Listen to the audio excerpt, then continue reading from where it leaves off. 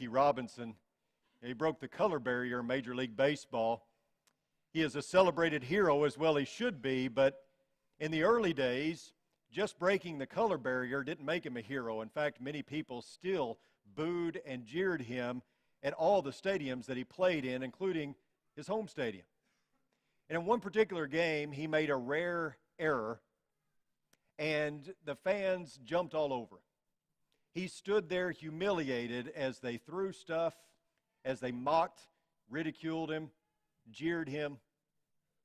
And in that moment, shortstop Pee Wee Reese, a young white man from the South, walked over beside Jackie Robinson and put his arm around him to show the crowd that he stood by his friend. And a hush fell over the crowd as they saw this act of solidarity, this man willing to stick up for his friend in the time that he needed it most. I want to ask you, who is that person for you in your life? Everyone needs a Jonathan, and all of us need to be a Jonathan toward someone else. We all need a good friend, a true friend, and the Bible recognizes this. In Ecclesiastes chapter 4, starting in verse 9, it says, 2 are better than one, for they have a good return for their labor. For if either of them falls, the one will lift up his companion. But woe to the one who falls when there is not another to lift him up. Furthermore, if two lie down together, they keep warm. But how can one be warm alone? And if one can overpower him who is alone, two can resist him. The cord of 3 strands is not quickly torn apart. I think 2 are better than 1. It's better to walk through life with someone else, whether that be a marriage relationship, whether that be a parent-child relationship, whether that be a sibling relationship. 2 are certainly better than 1. And investing in a friendship can certainly pay lifelong dividends. All of us here probably have that one friend that you would consider a dear friend, a best friend. Maybe you've grown apart. Maybe since high school, you no longer see each other on a regular basis, but you could call that person up, you could run into them somewhere, and you could pick right up where you've left off. You have so much in common, and so much to talk about, so much to share with one another. Of course, I do realize that there are some people that have been betrayed by a dear friend. For whatever reason, you put their trust in them and they stabbed you in the back. And then, of course, all of us have acquaintances. They're not really good friends, but they're acquaintances, people that we get along with, maybe even people at church that we know, we recognize, we get along with, but perhaps they're not dear or best friends to us. But I think a true friendship is vital for all of us. I think all of us would benefit and pay dividends to having a friend that was there with us through thick and thin, who always stood by us. And when we talk about authentic friendship, I think we're talking about what we see in David and Jonathan. From the very beginning, we see that Jonathan was a friend like no one else. In verse 1 of 1 Samuel chapter 18, here's what we read. It says, Now it came about when he had finished speaking to Saul that the soul of Jonathan was knit to the soul of David, and Jonathan loved him as himself. Saul took him that day and did not let him return to his father's house. Then Jonathan made a covenant with David because he loved him as himself. And Jonathan stripped himself of the robe that was on him and gave it to David with his armor, including his sword and his bow and his belt. So let's set some context here. This is at the height of David's fame. David is parading through the streets holding the head of the giant Goliath. He had just been successful in toppling the giant, and everyone was on his side praising him. This was rock star status for David. And Jonathan sees David and all the glory and tribute that's being paid to him, and Jonathan recognizes that and steps aside to let him have the limelight. Because what's often lost in this story is that Jonathan was an accomplished warrior himself. He proved that at Mount Gilboa. He was a man who was able to go against the enemy and perform quite well. But he was allowing David to have the spotlight. The two of them were both men of faith. In sports, we often talk about a band of brothers. You know, you mess with one of us, you mess with all of us. And sports kind of brings guys or girls together. And as a team, you show solidarity as you fight for one another.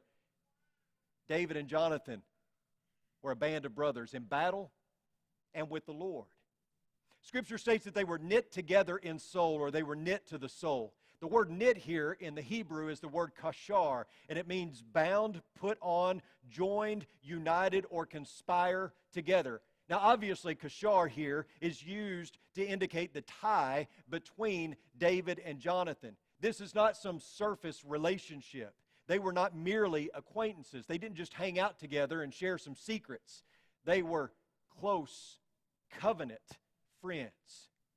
You know, sadly, there are critics of the Bible out there who take this passage and they make it say something that it doesn't. And you've probably heard the push in our world to make homosexuality something that is accepted and favorable by God. And this is a primary passage that they use to say David and Jonathan were knit to the soul, and because they shared a kiss, they were in a homosexual relationship. You may have heard that. If not, you probably will hear that, because that is something that is pretty prevalent nowadays. But what happens oftentimes when we go to interpreting the Bible is we take a word like kashar, a Hebrew or Greek word, and many of those Hebrew or Greek words can mean several different things. And context has to determine what they mean. And so when we see a word that might mean something that agrees with our agenda, we assume that that's exactly what it means in that context. And the word kashar there in the Hebrew can mean love or lover, but in this setting it does not. It means bound together. It's a friendly type of love. Plus the fact that context absolutely necessitates that there's agreement across the Bible. We've talked about that before. You can't have a Bible passage mean something that contradicts something else in God's Word. And we know how God feels about homosexuality, so that really kind of settles the issue. But that's just a sidebar to what we're talking about. In 1 Samuel chapter 20, verses 16 and 17, we see a highlight of the loving bond that these two shared. It says, "So Jonathan made a covenant with the house of David, saying, 'May the Lord require it at the hands of David's enemies.' Jonathan made David vow again because of his love for him, because he loved him as he loved his own life." Remember what we've said about covenants in the past? Covenants are not entered into lightly. They are binding, solemn agreements.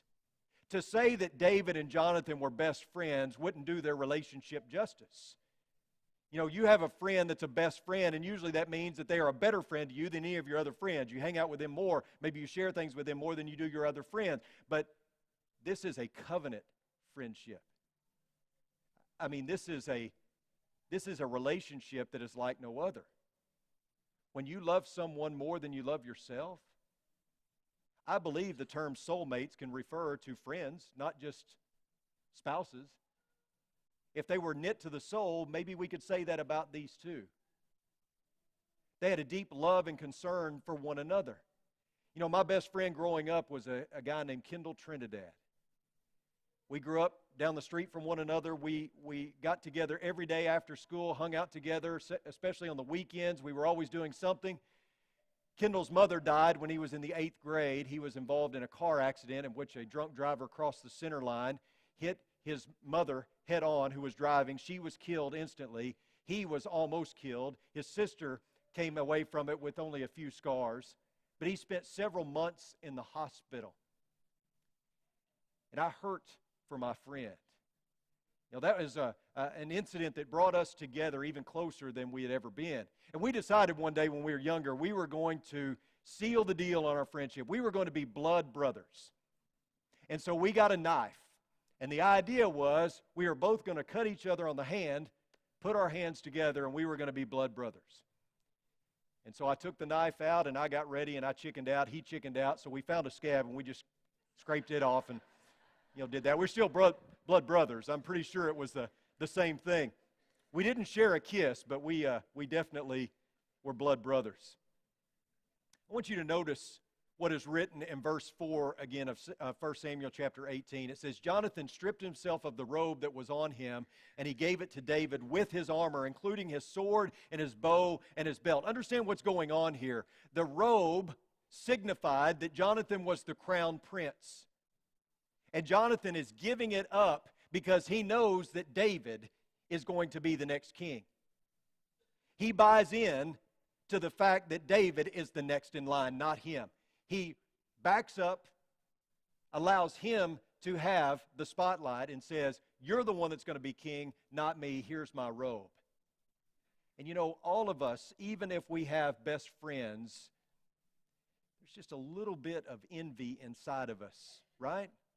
I mean, for most of us, I don't mean to pigeonhole all of you, but most of us, you know, we have a best friend and we're happy when they do well, but inside of us we're like, well, we could do that. Or when our best friend gets an award, we're thinking, well, why didn't I get an award? Or we're happy for our best friend and we like to see them succeed, but inwardly we're competing still. I mean, that's just how it is in our culture, right? But what we see with the friendship of Jonathan and David that's so different is that Jonathan seems to have no sense of competition here with David. He recognizes God's plan. He understands who is in control, and he says, so be it. David, you're the next in line. I'm fine with that. It reminds me of that sappy song that came out several years ago, The Wind Beneath My Wings. Remember that song? If there's ever a chick song, that's a chick song, right? Did you ever know that you're my hero? You know, the song is about someone who always got the spotlight, who's always received the praise, who always got the awards. But the real hero was the one who stood in the background, the one who was always in the shadow. They were the wind beneath that person's wings. They were the reason for their success. And that's what I see kind of here with David and Jonathan.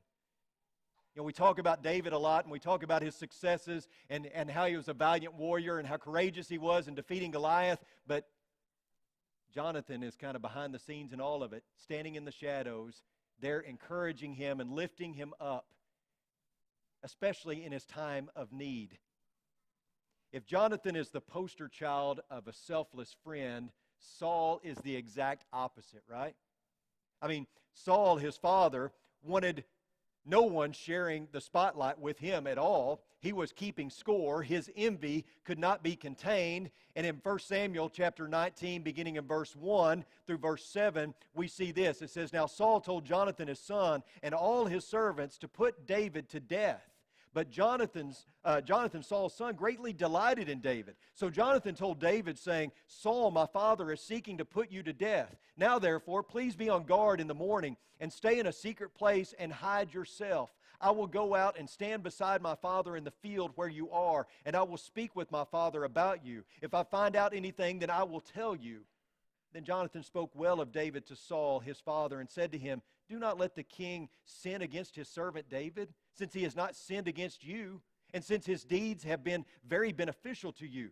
For he took his life in his hand and struck the Philistine, and the Lord brought about a great deliverance for all Israel. You saw it and rejoiced. Why then will you sin against innocent blood by putting David to death without a cause? Saul listened to the voice of Jonathan, and Saul vowed, As the Lord lives, he shall not be put to death. Then Jonathan called David, and Jonathan told him all these words. And Jonathan brought David to Saul, and he was in his presence as formerly. Envy had consumed the heart of Saul. You know, Jonathan was someone who took the scorecard and ripped it up. Saul is someone who was keeping score. And he couldn't stand that David was getting all of this success and all the fanfare. He wanted him dead. And he sought to kill him on numerous occasions. Paranoia is a side effect of envy and jealousy, and certainly Saul was dealing with that as well. And he needed to have David removed from the equation. 6 times he tries to kill David. And Saul even tells his son to put David to death. And this is what I love about Jonathan. Is Jonathan calls out his father and tells him, You're wrong. And I think Jonathan would have done that even if he wasn't knit to the soul of David. I really do. I think Jonathan was such an upstanding guy and such a man of character that he would have done this anyway because he was knit to the soul of God first which is why he was the person he was. And I love how he stands bold here and he says, you're going to shed innocent blood if you do this. This isn't right. You know it's not right. You know that you have no reason to kill David except for selfish pride. And I'm not going to do it. How many of us would do that? Now, I doubt any of us have parents that would tell us to go kill someone else. If we do, we need to have another sermon, another conversation. But I think that many of us, when push comes to shove, we're going to side with our family, right?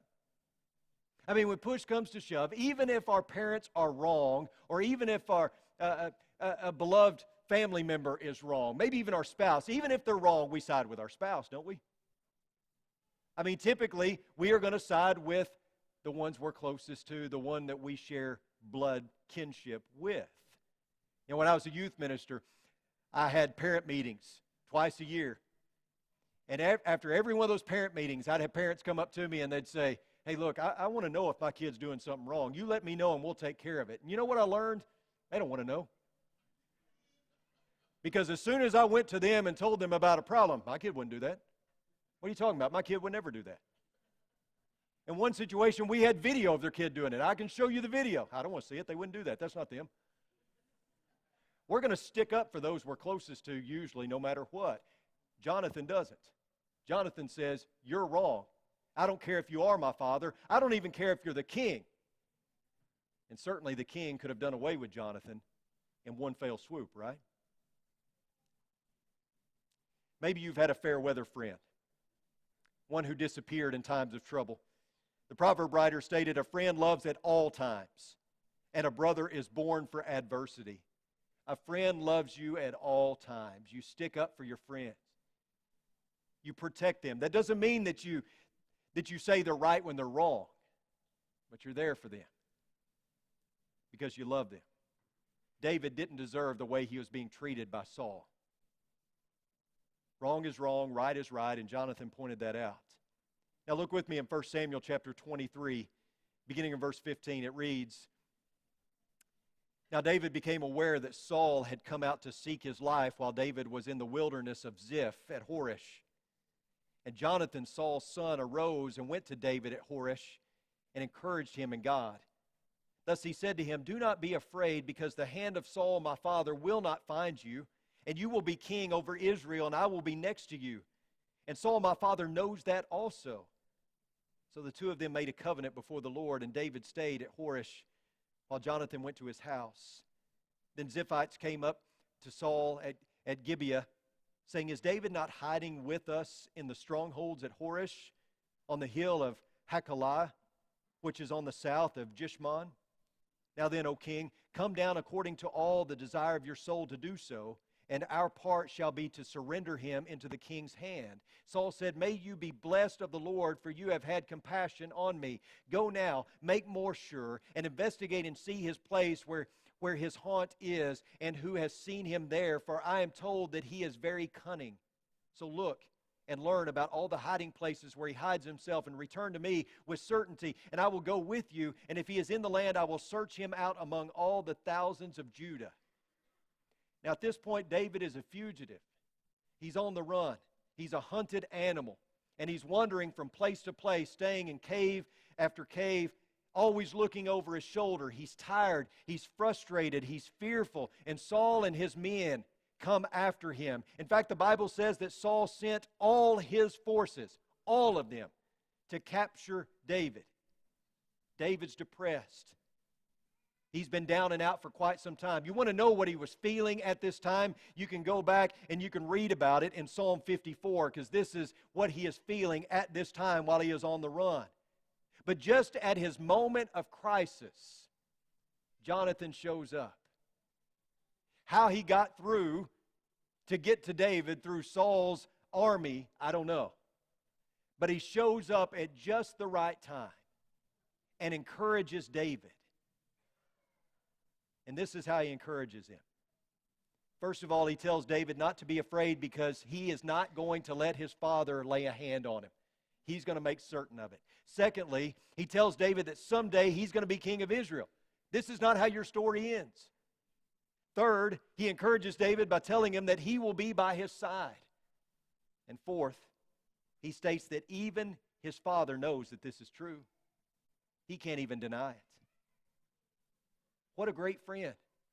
What a man of God, that Jonathan risked his life by getting to David only so that he could boost his confidence, to get him out of his depression and encourage him.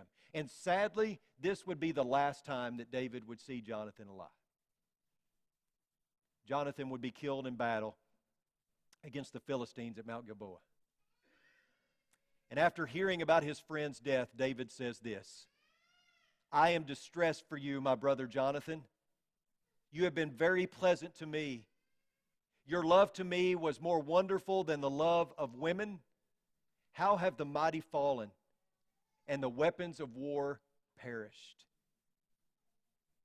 You know, I think about the story of David and Jonathan, and I think, am I a Jonathan to anybody? And who is my Jonathan? You know, obviously, I think when we get married, we have a friend like no other in our spouse, or at least I would hope we do. You know, my friends have changed over the years. My best friend from high school I haven't talked to in 10 or 15 years. I don't know if you could say that we're even friends anymore. I still, care about him. I want what's best for him. But, as I've moved around, been from place to place, you make new friends and you gain new relationships that mean something to you. But that's why I think the church is full of the best people that I have ever met in my life. And I'm sick and tired of people running down the church. Whether it's on social media, whether it's just by audible voice, quit bad-mouthing the church. These are some of the best people I have ever been around, whether it's in Batesville, Arkansas, or Cassville, Missouri, or Abilene, Texas. This is the bride of Christ. Is it ugly at times? Absolutely. Because we're human beings. And where you have people, you have problems, right? But this is still the best of the best, in my opinion. And maybe it's too much to ask that we all be a Jonathan to each other. But I think we can always seek to build one another up. And I think we can always seek to edify one another and to be an encouragement, especially when we need it the most. I read the story the other day, and some of you folks that are horse people may know this better than I do, but the way I read the story, this horse, somebody had shot it with a crossbow twice. And one of the arrows came off the rib, and the other one lodged near the lung. And this horse was laying on the ground dying, and the other horses came and gathered around it. And one was licking its wounds to try to stop the bleeding. Another one was nudging it, trying to help it get on its feet. And I mean, the herd mentality kicked in, and they were all surrounding this horse, trying to help it stay alive. We have a herd mentality here, or at least we should. And we're all in this together. We should all strive to be Jonathans and Barnabases to one another. Who's your Jonathan? And are you a Jonathan to someone else? Maybe you need some support tonight. Maybe you need prayers. Maybe you need encouragement. This should be a place where you can come and receive that. Maybe you're ready to put on Christ in baptism. Maybe you're ready to study the Bible. We want to help you. And I believe, and I'm biased, but I believe this is some of the best people that the world has to offer. I'm glad you're here. And if you're visiting with us, I hope that you'll want to be with us more. If you have a need, come now as we stand and as we sing.